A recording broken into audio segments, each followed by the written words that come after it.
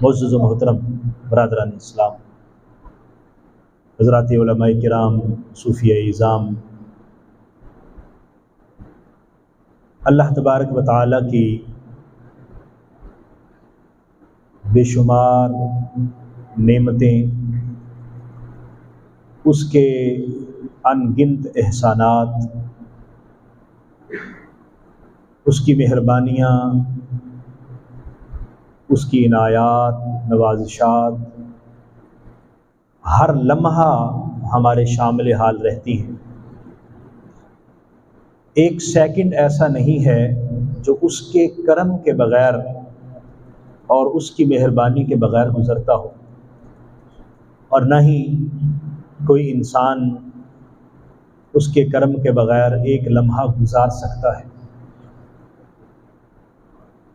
جب سے ہم اس دنیا میں آئے، بلکہ دنیا میں آنے سے قبل اس کے احسانات شروع ہوئے، اور آج تک وہ احسانات جاری و ساری ہیں۔ ان احسانات میں کوئی تعطل نہیں ہے، وہ احسانات ٹھہرے نہیں، ان میں وقفہ نہیں آیا۔ حضرت شیخ سعدی رحمۃ اللہ علیہ اب فرماتے ہیں کہ باقی نعمتوں کو تو چھوڑو، اگر انسان صرف اپنی سانس جو ایک مرتبہ اندر لے کے جاتا ہے پھر باہر نکالتا ہے، آج ہم کہتے ہیں کہ انسان آکسیجن اندر لے کے جاتا ہے، کاربن ڈائی آکسائڈ باہر نکالتا ہے، وہ فرماتے ہیں کہ اگر انسان اپنی سانس پر غور کرے تو ہر سانس پر 2 مرتبہ شکر کرنا واجب بنتا ہے۔ ایک مرتبہ جب وہ آکسیجن اندر لے کے جا رہا ہے، اور جب کاربن ڈائی آکسائڈ باہر نکال رہا ہے۔ اگر یہ سلسلہ منقطع ہو جائے یا اس میں کسی طرح کی کوئی خرابی آ جائے تو انسان کی صحت خراب ہو جائے گی۔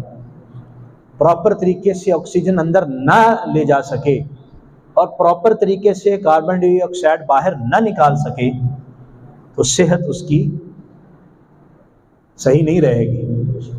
فرماتے ہیں کہ ہر سانس 2 مرتبہ شکر کو واجب کرتا ہے۔ تو آپ اندازہ لگائیے ہم روزانہ کتنی مرتبہ سانس لیتے ہیں؟ ہزاروں مرتبہ۔ اور شکر کتنا کرتے ہیں؟ بہت کم۔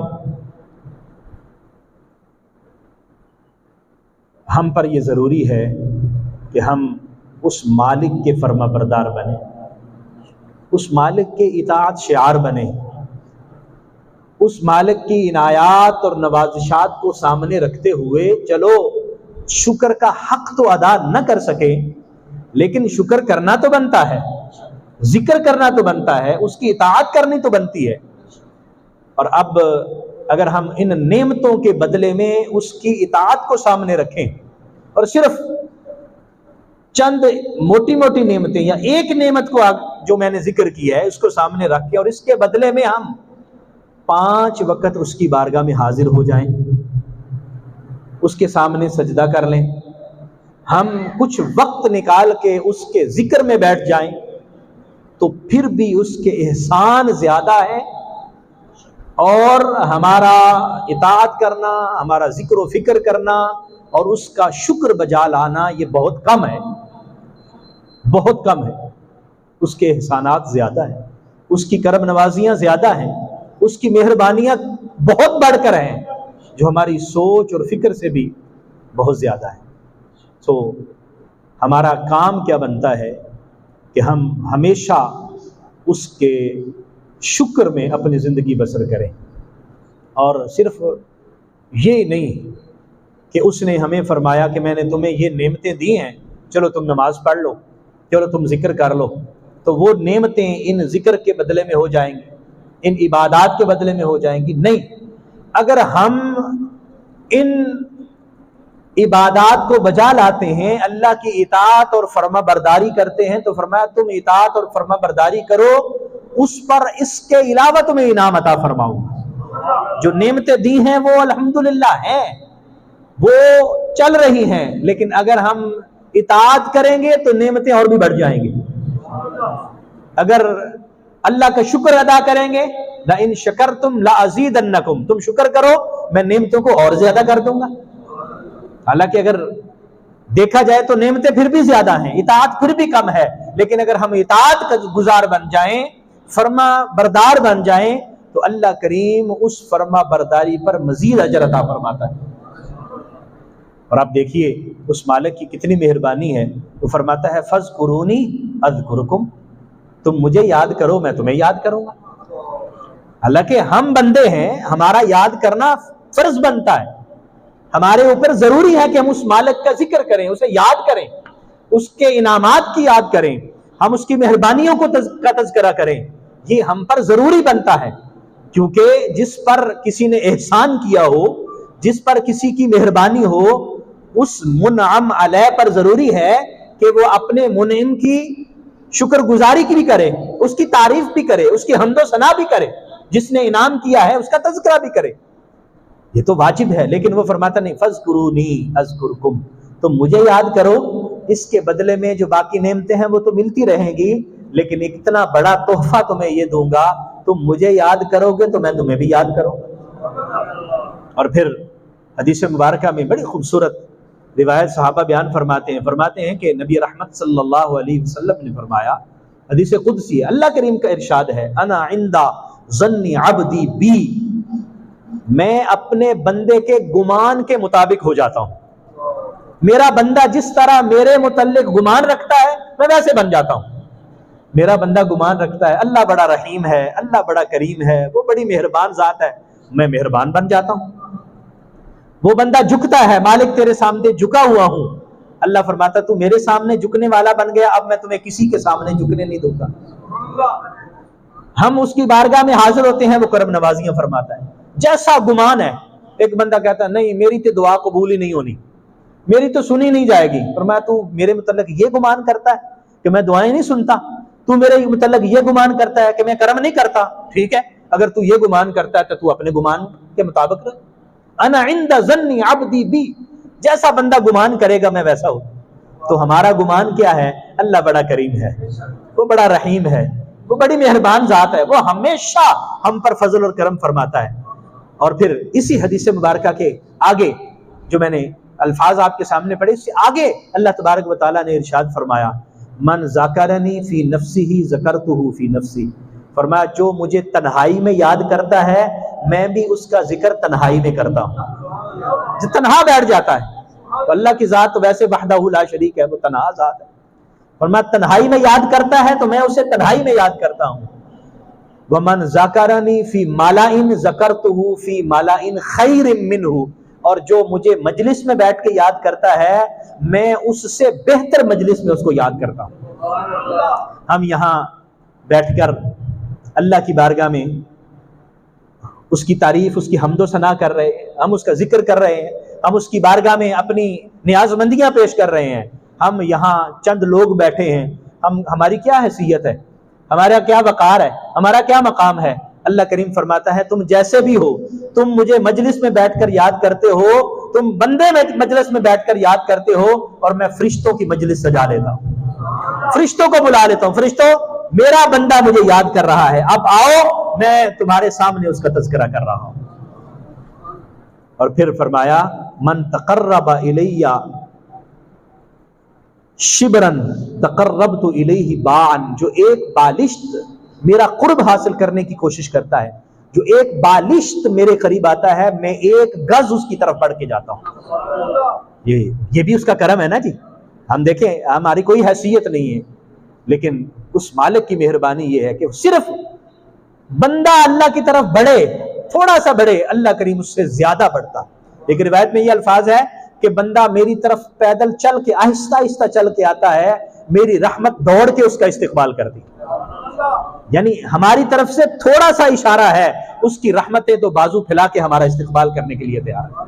لیکن ضرورت اس بات کی ہے کہ ہمارے پاس وقت ہو، ہم وقت نہیں نکالتے، ہمارے پاس دنیا سارے کاموں کے لیے وقت موجود ہے، یہ کام کرنا یہ کام کرنا، ہمارے ٹائم ٹیبل کے اندر ساری مصروفیات درج ہیں اور ہم نے پلاننگ کی ہوئی ہے پورے دن کی، پوری رات کی، یہ ٹائم اتنے بجے سے اتنے بجے تک فلاں کام، اتنے بجے سے اتنے بجے تک فلاں کام.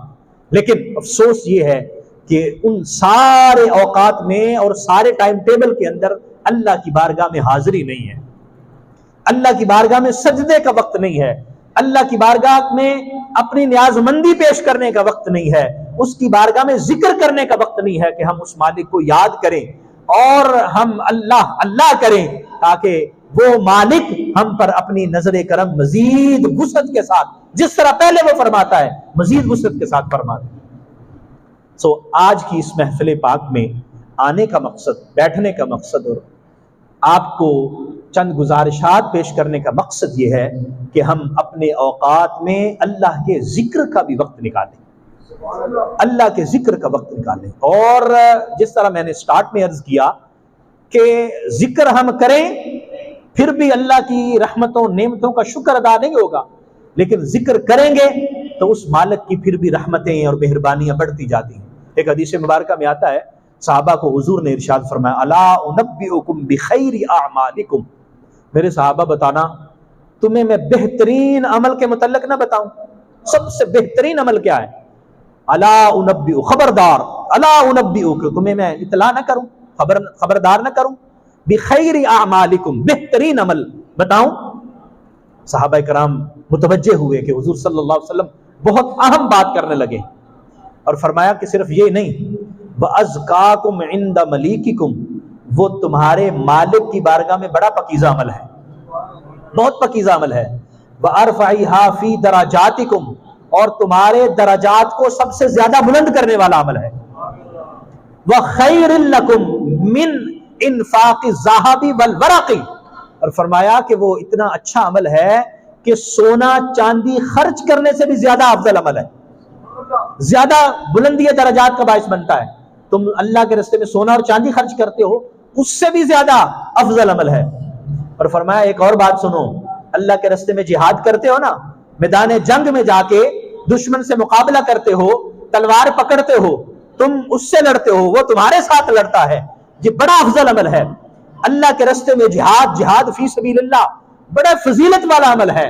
فرمایا فضیلت والا عمل ہے، اس سے بھی زیادہ فضیلت والا عمل بتاؤں؟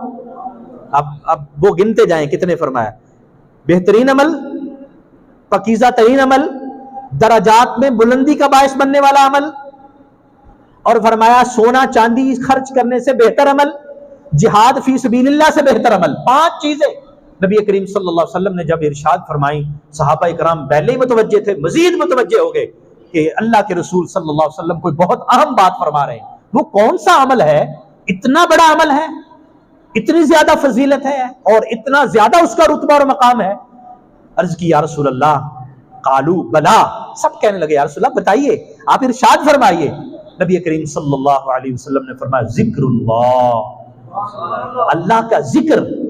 یہ جتنی چیزیں تمہیں بتائی ہیں ان سب سے زیادہ جو فضیلت والا عمل ہے وہ اللہ کا ذکر ہے، اتنی زیادہ فضیلت والا عمل. ایک روایت میں حضرت ابو ہریرہ رضی اللہ تعالی عنہ اور حضرت ابو سعید خدری رضی اللہ تعالی، دونوں صحابہ فرماتے ہیں ہم موجود تھے نبی کریم صلی اللہ علیہ وسلم کی بارگاہ میں، ہم سامنے بیٹھے ہوئے تھے اور حضور نے ہمارے سامنے یہ بات بتائی.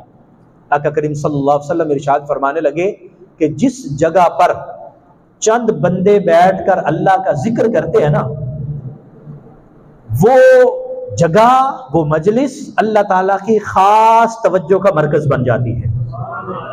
اور فرمایا حفتہم الملائکہ، اللہ اپنے فرشتوں کو بھیجتا ہے اور فرشتوں کو حکم دیتا، فرشتوں جاؤ اور جس مجلس میں میرا ذکر ہو رہا ہے اس کو سارے کے سارے اپنے گھیرے میں لے لو.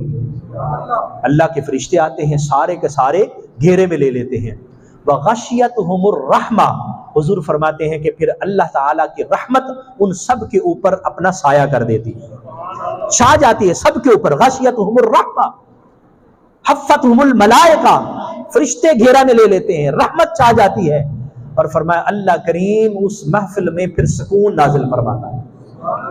اللہ کریم اس شخص پہ جو اللہ کا ذکر کر رہا ہوتا ہے، اللہ کریم اس پر سکون نازل فرماتا ہے. اور قرآن مجید میں آیہ مقدسہ ہماری توجہ دلاتی ہے. الا بذکر اللہ تطمئن القلوب، اللہ کے ذکر سے ہی دلوں کو اطمینان نصیب ہوتا ہے.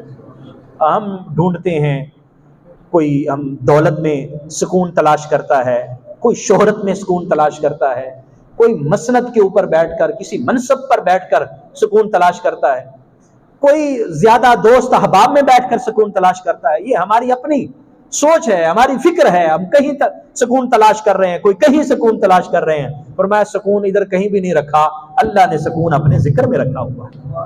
الا بذکر اللہ تطمئن القلوب، اللہ کے ذکر سے دلوں کو اطمینان ملتا ہے.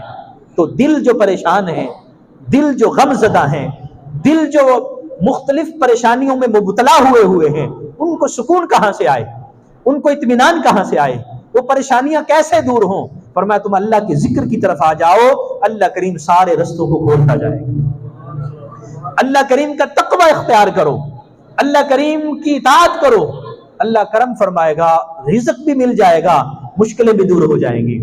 اور قرآن مجید میں اللہ تعالیٰ نے فرمایا وَمَن يَتَّقِ اللَّهَ يَجْعَلْ لَهُ مَخْرَجًا، جو تقوی اختیار کرتا ہے نا، اللہ کا تقوی جو ذکر ہے نا، انسان اللہ کا ذکر کرتا ہے، ذکر انسان کو تقوی کی طرف لے جاتا ہے. اور تقوی اس کا ریزلٹ کیا ہے؟ بہت سارے اور فوائد ہیں، بہت سارے اور ثمرات ہیں جس کو قرآن و حدیث میں بیان کیا گیا ہے، لیکن اس آیہ مبارکہ میں بیان کیا گیا. فرمایا وَمَن يَتَّقِ اللَّهَ يَجْعَلْ لَهُ مَخْرَجًا، جو شخص تقوی اختیار کرتا ہے، اللہ سے ڈرتا ہے، اللہ کا تقوی اختیار کرتا ہے، یجعل لہ مخرجا، اللہ کریم مشکل سے نکلنے کا راستہ اس کے لیے پیدا فرما دیتا ہے. مشکل میں پھنسا ہوا ہے، وہ سر مار رہا ہے، کوششیں کر رہا ہے، ادھر بھاگ رہا ہے، ادھر دوڑ رہا ہے کہ میں مشکل سے کسی طریقے سے نکل جاؤں، یہ بند گلی میں آ گیا ہوں، اب نکلنے کا راستہ نہیں رہا. فرمایا بند گلی تم نے سمجھی ہوئی ہے، یہ راستہ بند تم نے سمجھا ہوا ہے، مشکل نہ حل ہونا تم نے سمجھا ہوا ہے. تم اللہ کے ذکر کی طرف آؤ، تقوی کی طرف آؤ، تم دیکھنا پھر اللہ کریم کیسے راستے نکال دیتا ہے. وہ تو بند دروازے ہونا، 7 دروازے بھی بند ہوں، لاک کر دیے گئے ہوں، اور جو اللہ کا تقوی اختیار کرنے والے دوڑ لگاتے ہیں تو دروازے بھی کھلتے چلے جاتے ہیں. حضرت یوسف علیہ السلام کی مثال دی، جو اللہ پر بھروسہ کرتے ہوئے، اللہ کی راہ پر چلتے ہوئے دریا میں چھلانگ لگاتے ہیں تو اللہ کریم دریا کو کھول دیتا ہے اور ان کے لیے رستے 12 کے 12 رستے بن جاتے ہیں. اور وہ سمندر جو کبھی خشک نہیں ہوا، وہاں ایسے محسوس ہوتا ہے کہ یہاں پر مٹی اڑ رہی ہے، کبھی یہاں پانی تھا ہی نہیں. اللہ کے بندے گزر جاتے ہیں، اور پھر جو اللہ کے ذکر سے منحرف رہے، جنہوں نے اللہ کی نافرمانیاں کی، وہ اسی پانی کے اندر پھر غرق ہو جاتے ہیں. فرعون اور حضرت موسیٰ کی مثال کو دیکھ لیجیے. فرمایا تم تقوی کی طرف آؤ، یجعل لہ مخرجا، اللہ کریم نکلنے کی جگہ اللہ پیدا کرے گا. اور فرمایا صرف نکلنے کی جگہ ہی نہیں، وَيَرْزُقْهُ مِنْ حَيْثُ لَا يَحْتَسِبْ، فرمایا اللہ رزق وہاں سے عطا کرے گا کہ بندے کے وہم و گمان میں بھی نہیں آئے. یہ 2 وعدے جو آج ہمیں اپیل کرنے چاہیے، اور ہم اسی کے لیے کوشش کرتے ہیں، مشکل سے نکلنے کے لیے تگ و دو کرتے ہیں، پریشانی سے بچنے کے لیے کوشش کرتے ہیں، اور رزق کے لیے ہم صبح سے شام تک کوشش کرتے ہیں. رزق حلال کے لیے کرنے بھی چاہیے، یہ خود عبادت ہے، کوشش کرتے ہیں. لیکن مسئلہ یہ ہے، ہمارے ساتھ پرابلم یہ ہے کہ ہم مخلوق کی طرف تو جاتے ہیں، لیکن جس مالک نے سارا کچھ تخلیق کیا ہے وہ خالق ہے، ہم اس کی طرف نہیں جاتے. ساری کوششیں تگ و دو مخلوق کے لیے ہے، اس خالق کے لیے ہمارے پاس کیا ہے؟ کوئی وقت ہے؟ نہیں. آئیے ہم اپنی زندگیوں میں وقت بنائیں، اللہ تبارک و تعالیٰ کی بارگاہ میں حاضر ہونے کے لیے وقت نکالیں. اور نبی کریم صلی اللہ علیہ وآلہ وسلم نے تو یہاں تک ارشاد فرمایا تم اللہ کا ذکر کرو. امام حاکم نے اپنی مستدرک میں اس روایت کو صحیح قرار دیا، اس کی تصحیح فرمایا کہ حضور صلی اللہ علیہ وسلم نے فرمایا کہ تم اللہ کا ذکر کرو، ایسے دیوانہ وار اللہ کا ذکر کرو کہ لوگ کہیں کہ یہ تو کوئی مجنون بیٹا ہے، یہ کوئی دیوانہ ہے. یقال لک مجنون، لوگ تجھے مجنون کہیں، لوگ کہیں کہ یہ تو دیوانہ ہے، پاگل ہے. تم ایسے اللہ کا دیوانہ وار ذکر کرو کہ لوگ تجھے مجنون کہیں. اور پھر جب تک یہ ذکر جاری ہے، اس مالک کا ذکر چل رہا ہے، اس وقت تک قیامت بھی موقوف کر دی گئی ہے. حدیث مبارکہ میں آتا ہے حضور فرماتے ہیں کہ جب تک اللہ اللہ دو مرتبہ حضور نے یہ ارشاد فرمایا، اللہ اللہ، جب تک اللہ اللہ ہوتی رہے گی اس وقت تک قیامت قائم نہیں ہوگی، قیامت قائم نہیں ہوگی۔ ایک تو قیامت کبریٰ ہے، اگر ہم اس کو دوسری طرف لے جائیں، اب اللہ اللہ کرتے رہیں، اللہ کریم مصیبتوں سے آپ کو محفوظ فرمائے گا۔ جو چھوٹی قیامتیں آتی ہیں، چھوٹی موٹی مصیبتیں آتی ہیں، اللہ اس کو بھی دور فرما دے گا۔ اس لیے ذکر کے فوائد کو اگر ہم دیکھیں تو وہ اتنے ہیں کہ انسان حیران رہ جاتا ہے۔ اگر اس کو ہم شمار کر لیں، نمبر 1 سب سے بڑا فائدہ یہ ہے کہ انسان کو اللہ کا قرب نصیب ہوتا ہے۔ ذکر کرنے سے انسان اللہ کے قریب ہو جاتا ہے۔ کتنی بڑی اللہ تعالیٰ کی مہربانی ہے کہ ہم اس مالک کا ذکر اپنے اس نالائق منہ سے اللہ کا ذکر کرتے ہیں، اللہ کریم ہمیں اپنا قرب نصیب فرماتا ہے۔ ایک بات۔ دوسری بات، جو اللہ کا ذکر کرنے والے ہیں اللہ کریم اپنی رحمتیں ان پر نازل فرما دیتا ہے۔ تیسری بات، جو اللہ کا ذکر کرنے والے ہیں اللہ اپنے فرشتوں کی مجلس میں اس کا ذکر کرتا ہے۔ تنہا کر رہا ہو تو اللہ خود اسے یاد کرتا ہے۔ اگر آپ ذکر کر رہے ہیں تو ذکر کا ایک بہت بڑا فائدہ یہ ہے کہ ہمارے دل جو زنگ آلود ہو جاتے ہیں گناہوں سے، حضور علیہ السلام نے فرمایا نا کہ ہر چیز کو زنگ لگ جاتا ہے، اسی طرح دلوں کو بھی زنگ لگ جاتا ہے۔ ہر چیز زنگ آلود ہو جاتی ہے، ہر ایک کا زنگ اپنے اپنی طرح کا، میل چڑھ جاتی ہے اس کے اوپر، ہر چیز خراب ہو جاتی ہے، لوہا خراب ہوتا ہے، اس کا زنگ اتارنے کے لیے ہم اس کو ریگ مار مار کے اس کے اوپر پینٹ کرتے ہیں۔ فرمایا ہر ایک زنگ کو، میل کو دور کرنے کے لیے کوئی نہ کوئی نسخہ ہوتا ہے۔ فرمایا دلوں کی میل کو دور کرنے کا ایک بہترین نسخہ ہے اور وہ اللہ کا ذکر ہے۔ لِكُلِّ شَيْءٍ ثِقَالَةٌ وَثِقَالَةُ الْقَلْبِ ذِكْرُ اللَّهِ۔ دلوں کو پالش کرنا چاہتے ہیں، دلوں کو نکھارنا چاہتے ہیں، دلوں کو چمکانا چاہتے ہیں، دلوں کے زنگ اور بیل کو دور کرنا چاہتے ہیں، فرمایا نسخہ بہترین ہے، اور نسخہ بھی اس ذات نے بیان کیا ہے جو کائنات کی سب سے سچی ذات ہے۔ فرمایا اور یہ تجربے والی باتیں جو حضور نے ارشاد فرمائی، فرمایا تم اللہ کا ذکر کرو تمہارے دلوں کی میل اترتی چلی جائے گی۔ کتنا بڑا فائدہ۔ اور پھر اللہ کریم ذکر کی برکت سے ہمارے رزق میں بھی برکتیں عطا فرماتا ہے، ہماری صحت میں بھی برکتیں عطا فرماتا ہے، ہمارے گھر میں بھی برکتیں عطا فرماتا ہے۔ اور قرآن مجید کے اندر تو یہ ذکر ہے کہ جس شخص نے اللہ کے ذکر سے روگردانی کی، اللہ کے ذکر کو اس نے اہمیت نہ دی، اللہ کریم اس کی معیشت کو تنگ کر دیتا ہے، اس کی معیشت تنگ ہو جاتی ہے، معیشت سخت ہو جاتی ہے، وہ معیشت کو مضبوط کرنے کی طرف بھاگتا ہے، وہ تنگ ہوتی چلی جاتی ہے۔ ادھر بھاگنے کی بجائے ادھر بھاگیں گے، ڈائریکشن چینج ہو جائے گی، کوشش چلتی رہے گی، ڈائریکشن تھوڑی سی چینج ہوگی، اللہ کریم ساری مشکلات کو ختم فرما دے گا۔ اس لیے ہم اس محفل پاک کو سجانے کی اور منعقد کرنے کی کوشش کرتے ہیں۔ ماشاءاللہ سے حضرت صوفی پیر سرفراز احمد سیفی صاحب زیدہ مجدہ، اللہ کریم ان کی کوششوں کو قبول و منظور فرمائے۔ یہ ہر مہینے یہ کوشش بجا لاتے ہیں، پہلے مسلسل چل رہی تھی، درمیان میں کچھ تعطل آ گیا، اور تعطل اس وجہ سے آیا کہ کچھ احباب کچھ خاص توجہ نہیں فرما رہے تھے۔ آپ احباب جو خاص طور پر اہل محلہ ہیں، اہل علاقہ ہیں، ان کی توجہ کم تھی، تو مجھے انہوں نے فرمایا کہ آپ وقت نکال کے آتے ہیں تو ہم زیادہ لوگ شامل نہیں ہو سکتے، تو میں آپ سے معذرت کرتا ہوں۔ لیکن بعد میں پھر انہوں نے کہا جی آپ تشریف لائیں، ہم حاضر ہیں جی انشاءاللہ۔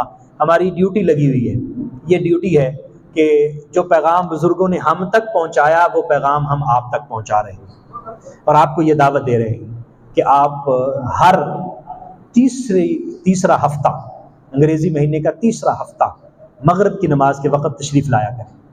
اللہ کے ذکر کی محفل ہوتی ہے، مختصر وقت ہے، کوئی زیادہ وقت نہیں، اور مہینے کے بعد مغرب سے عشاء تک محفل ذکر ہوا کرے گی، اور عشاء کی نماز کے بعد اسی طرح جس طرح تھوڑا سا 15-20 منٹ کی آپ کے سامنے کچھ معروضات پیش کر دیا کروں گا، جس سے ہماری کچھ ذہنی اصلاح بھی ہو جائے، اور ہم اپنے عقائد کے حوالے سے، اعمال کے حوالے سے ہم کچھ سبق بھی سیکھ سکیں۔ تو یہ مقصد ہے، کوئی دنیا کا مقصد نہیں، انشاءاللہ اللہ معاف فرمائے۔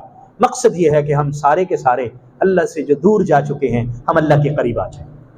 اللہ کے قریب آنے کے لیے ہمیں وقت نکالنا چاہیے۔ آپ تشریف لائیں، یہ مسجد ہے، اللہ کا گھر ہے، اللہ کے گھر میں ویسے بیٹھنے کا بڑا اجر ہے۔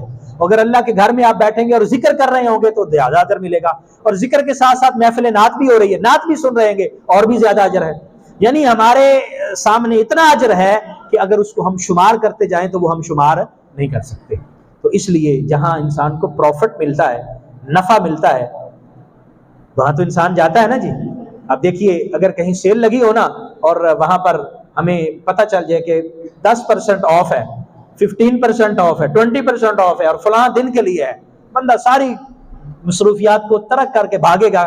50%، 15%، 50%، 10% وہ بھی آف ملے گا تو ہم بھاگ کے جائیں گے لینے کے لیے، اور یہاں 100%، بلکہ 100% سے بھی کچھ زیادہ اگر کہہ سکتے ہیں تو اس سے بھی زیادہ۔ یعنی ہم اس نفع کو اور اس فائدے کو اپنے شمار میں نہیں لا سکتے جو ان محافل کا ہوتا ہے اور اللہ کے ذکر کا ہوتا ہے۔ اس لیے آپ کوشش کیجئے، خود بھی آئیں، لوگوں کو بھی دعوت دیں۔